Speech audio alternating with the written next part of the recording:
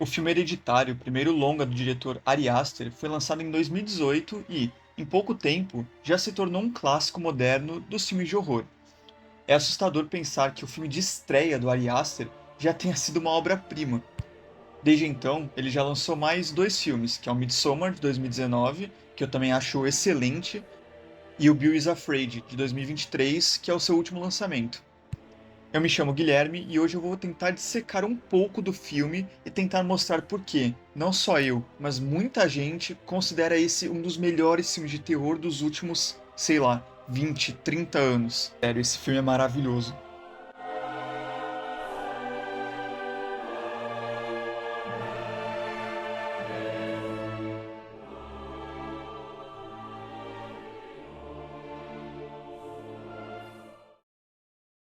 Hereditário não é exatamente um filme complexo, mas muitos dos pontos chaves da trama não estão escancarados, né? O filme tem uma fotografia maravilhosa e ótimas atuações, mas falando da história em si, algumas peças são fornecidas para nós, espectadores, aos poucos, e nós vamos encaixando lentamente elas para tentar entender o quadro como um todo da trama. Além disso, existem várias dicas que estão espalhadas ao longo do filme e que nós só vamos entender direito depois de ver o filme por uma segunda vez.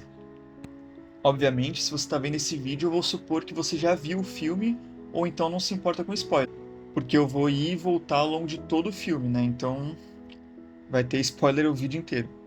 Bom, vamos lá. No filme nós temos a Anne como protagonista e logo na cena inicial nós descobrimos que a sua mãe morreu.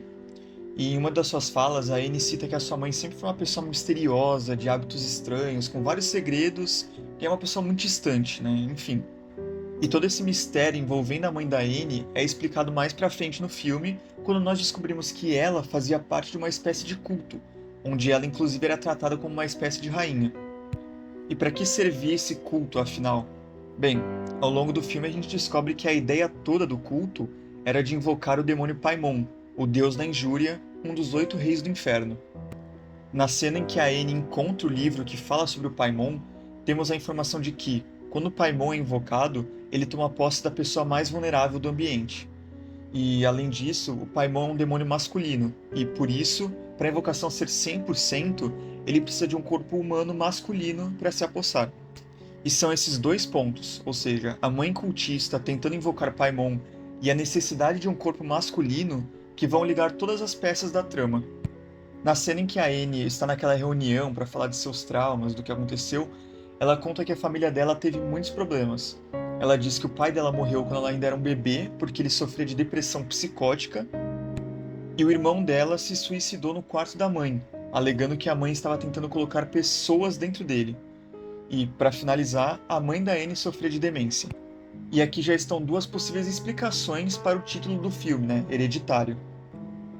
A primeira é a ideia de que essas doenças mentais seriam, de alguma forma, hereditárias, e de que, por conta dos pais da Anne, toda a sua família e seu irmão estariam condenados a sofrer, e talvez muitas das coisas que a gente vê a Anne passar teriam explicações em doenças mentais e não em coisas sobrenaturais. A outra possibilidade, e que não exclui a primeira, é de que Hereditário se trataria do grande plano da mãe da Anne de invocar Paimon. O irmão da Anne, né, um homem, se suicida citando que a sua mãe estava tentando colocar pessoas dentro dele. Ou seja, provavelmente a mãe da Anne já estava tentando invocar o Paimon por meio de seu próprio filho, mas falhou porque ele acabou se suicidando antes. Talvez até mesmo a morte do pai da Anne, causado por, entre aspas, depressão psicótica, tenha sido fruto de uma tentativa da mãe de invocar o Paimon no marido. E aí, ao falhar, ela tentou o filho, né, o irmão da Anne. Mas no fim, tanto o marido quanto o filho dela falharam. E como ela não queria tentar com a própria Anne, já que o Paimon precisa de um corpo masculino, ela partiu para outro plano. Então ela esperou até que a Anne tivesse filhos, e, com sorte, um deles seria homem. Só que a Anne cita que no período em que ela engravidou do Peter, o primeiro filho dela, ela tinha brigado com a mãe, e as duas estavam muito distantes. Então a Anne teve um filho homem, que é o Peter, mas a sua mãe não estava próxima para poder tentar invocar o Paimon naquele momento. Já com o segundo filho da Anne, a Charlie, a mãe da Anne conseguiu estar próxima, tanto é que vemos que a Charlie era bem apegada à avó. Provavelmente, sem muitas alternativas, a avó se utiliza da Charlie mesmo, que passa a carregar o Paimon dentro de si. Isso também explica por que ela era tão diferente. A Anne inclusive cita que a Charlie nunca chorou quando era bebê, nem mesmo quando nasceu. Não sabemos em que ponto a Charlie se tornou ou começou a carregar o Paimon, se foi desde que nasceu ou ao longo do tempo. O fato é que em algum momento isso aconteceu e que a próxima etapa do plano era passar o Paimon da Charlie pro Peter. E aí essa seria toda a ideia de hereditariedade também, que seria um grande ritual onde o Paimon seria passado de geração em geração até que, em algum momento, ele finalmente conseguisse reencarnar. E é simplesmente incrível como o filme nos dá várias dicas de que aquela família está dentro de uma grande teia, de que eles são apenas peões dentro de um grande plano para invocar o demônio Paimon. Logo nos primeiros minutos do filme, quando vamos ser introduzidos aos personagens, a câmera mostra uma das maquetes que a Anne faz da própria casa. A câmera vai se aproximando de um dos quartos e os personagens aparecem. É como se eles fossem simples bonecos sendo movidos por uma casa de mentira. Outro momento em que isso é enfatizado, essa ideia de que eles são peões em um plano, é em uma das aulas do Peter em que eles estão discutindo mitologia e uma aluna diz: I think it's more tragic because if it's all just inevitable, then that means that the characters had no hope. They never had hope because they're all just like hopeless. They're all like pawns in this horrible, hopeless machine. Então essa ideia está sim presente dentro do filme e o roteiro mostra ela pra gente de maneiras sutis. E então todo o plano começa a ser posto em ação novamente quando a mãe da Anne morre. E é isso que dá início ao ritual novamente. Talvez um sacrifício necessário, embora não fique muito claro. Mas enfim, a mãe da Anne morre e ela deixa uma carta para Anne que diz o seguinte: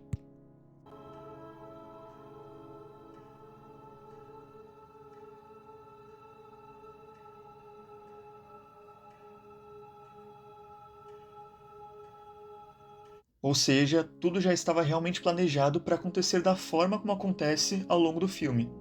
E quando você percebe esses pequenos detalhes, a trama vai ficando ainda mais sufocante. A família está sendo a todo momento vigiada e guiada para o destino que o culto quer. Nessas mesmas aulas de mitologia também há uma discussão sobre o personagem mitológico ter escolhas ou não, se ele participa de um destino inexorável onde ele é só um peão. E é isso que acontece com a família. A mãe da Anne está ali o tempo todo. Inclusive nesse momento da carta tem essa cena maravilhosa em que a Anne apaga a luz e vê a mãe parada no canto do quarto olhando para ela. E cara, essa cena é muito aterrorizante, mas ela é maravilhosa.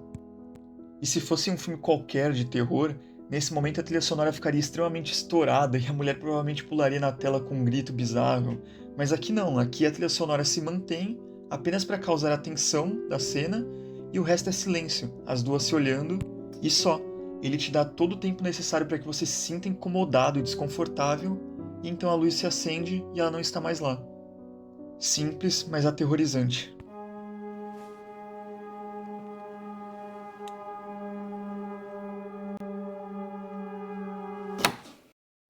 Agora, o primeiro passo do plano é a morte da Charlie para que assim o Paimon seja liberado. Nós temos a dica de como será a morte da Charlie na cena da pomba, em que a ave bate com a cabeça no vidro e depois a Charlie corta sua cabeça. Não dá para saber se isso foi uma informação que a Charlie recebeu de como as coisas deveriam ser feitas ou se é só um foreshadowing do que vai acontecer depois, mas enfim. Inclusive nessa cena a Charlie vê uma mulher acenando para ela, e essa mulher é uma das que aparece pelada lá no sótão quando o Peter pula pela janela e morre. No enterro também tem um cara que sorri pra Charlie, um cara meio estranho, que aparece pro Peter no final do filme também lá na casa. Todas essas pessoas estavam sorrindo e acenando não porque era a Charlie, mas porque aquele ali era o Paimon o tempo todo. Eram tipo fãs indo tietar o demônio. Mais uma vez, toda a conspiração em volta deles ali. E lá no enterro da mãe da Anne, no começo do filme, nós temos duas dicas. A primeira é a de que a Charlie é alérgica a nozes.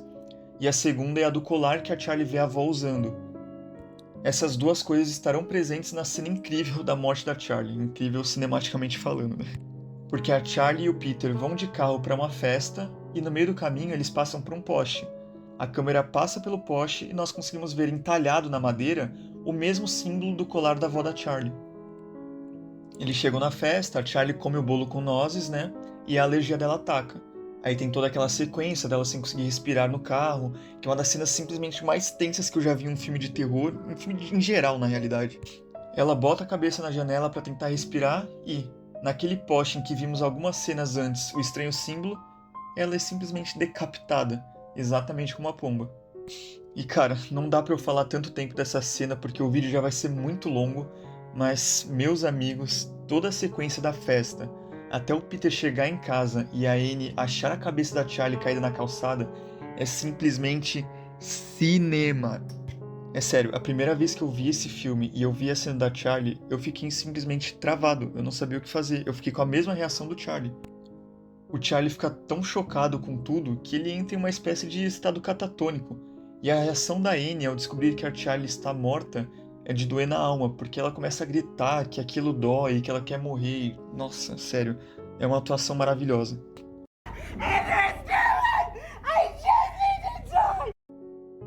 Você assiste essa sequência inteira sem respirar, só tentando absorver tudo o que aconteceu.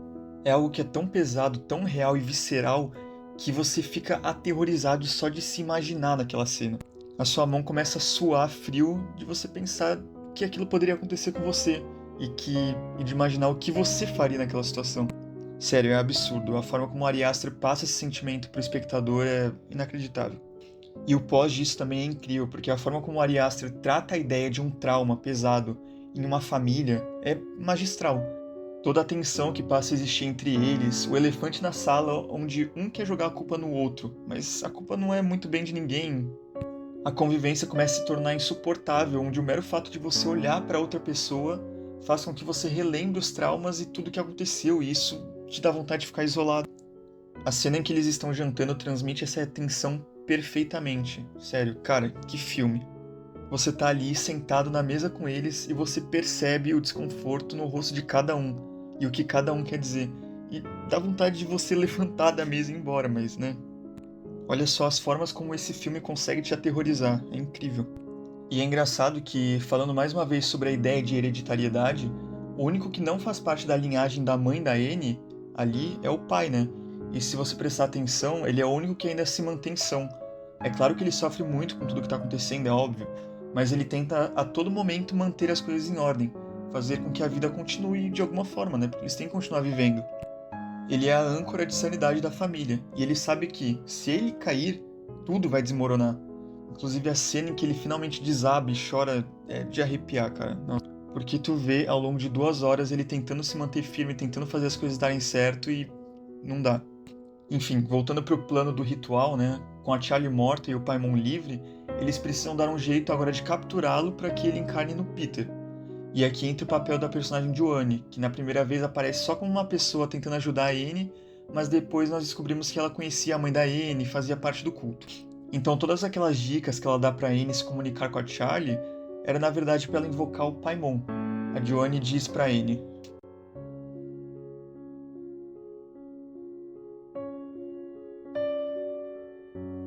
e essas palavras que a Anne teria que dizer seria alguma espécie de ritual para invocar o Paimon. Existem duas cenas em que talvez seja o Paimon tentando entrar no Peter, que é aquela em que ele começa a sufocar, e a da escola, em que ele bate a cabeça na mesa, que eu imagino que seja isso, né? Uma tentativa do Paimon tentar entrar no Peter, só que ele ainda não consegue porque ele não tá tão vulnerável assim. Mas no fim, a Anne faz todo o ritual lá e o Paimon acaba entrando nela, que era quem estava mais fragilizada psicologicamente naquele momento. E agora a etapa final seria passar o Paimon da Anne para o Peter, né? E nesse momento existe o que eu imagino que seja mais um sacrifício para dar um início ao ritual de novo, que é o que acontece com o pai deles, né? O Steve, quando eles jogam um livro na lareira e o Steve pega fogo. E aí, com mais um ritual feito, entram as cenas finais do filme, que a Anne perseguindo o Peter em cenas incríveis, onde ela fica escondida nas sombras, e se você não prestar atenção na hora, pode ser que nem veja ela nas cenas. Isso é muito bizarro também nesse filme, porque tem várias coisas que acontecem assim no escuro, nas sombras, e se você não estiver olhando atentamente, pode ser que você perca, e o filme não se importa com isso. Ele poderia colocar uma trilha sonora alta, dar um zoom em alguma coisa, mas não, ele deixa que, pra quem perceber, vai ser algo a mais, e quem não perceber, ok. Enfim, ela corre atrás do Peter e ele se esconde no sótão, né? Tem a cena muito boa também que a Anne fica batendo com a cabeça no teto, meio exorcista assim, nossa, é bom demais. E com o Peter lá no sótão, a gente vê que no escuro dá pra ver que tem umas pessoas escondidas, né? Uma delas, inclusive, é a mulher que acena pra Charlie lá no começo, na cena da pomba. Tem então a cena da Anne flutuando ali no sótão, né? Que ela começa a cortar a própria cabeça naquela cena muito bizarra e, nossa, dá muita agonia dessa cena. Mas enfim, é onde ela vai começar a liberar o Paimon. Porque as pessoas que estão escondidas ali no sótão provavelmente tinham o plano de matar o Peter ali, né?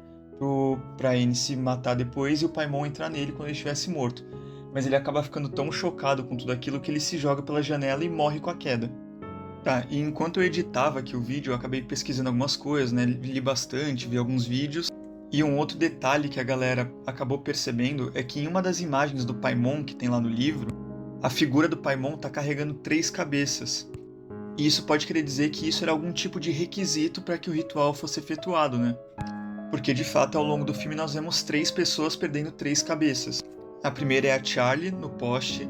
A segunda é a mãe da Anne, né? Que eles desenterram o cadáver da mãe da Anne e quando a Anne descobre o cadáver lá no sótão, ela tá sem a cabeça.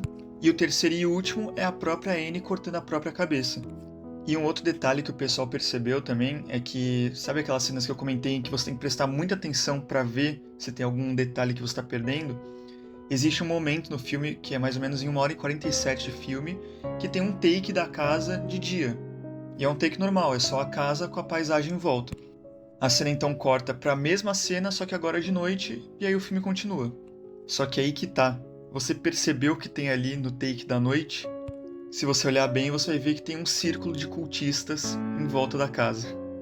Cara, sério, é incrível. Eu vi esse filme 2 vezes e eu nunca tinha reparado nisso. Eu só fui perceber isso porque eu pesquisei, vi um monte de coisa e aí caí nisso. E eu tenho plena certeza de que existem vários outros detalhes que estão no filme e eu ainda não sei. Enfim, vamos voltar pro vídeo.